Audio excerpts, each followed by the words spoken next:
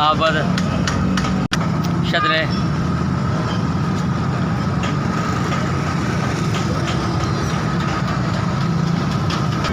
अखबार लिस्टा है कोई 200-300 हो गए कोई 15-20 साल। 2 भैन 1 भरा किराए थे मकान किराए थे 5,000 किराया।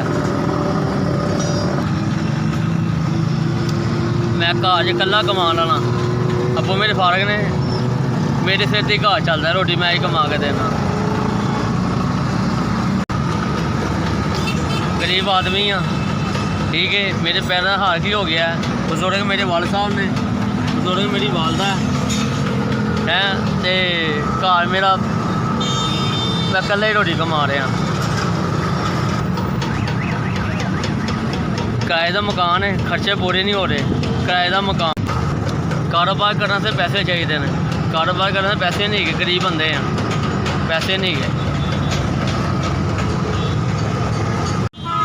ना घर का कोई मोबाइल है ना मेरे को मोबाइल है। 3 4 जिन्हें मैंने 4,000 रुपया दिता है। अल्लाह पाक उसका भला करे अल्लाह तंदुरुस्ती दवे अल्लाह ज़्यादा दवे।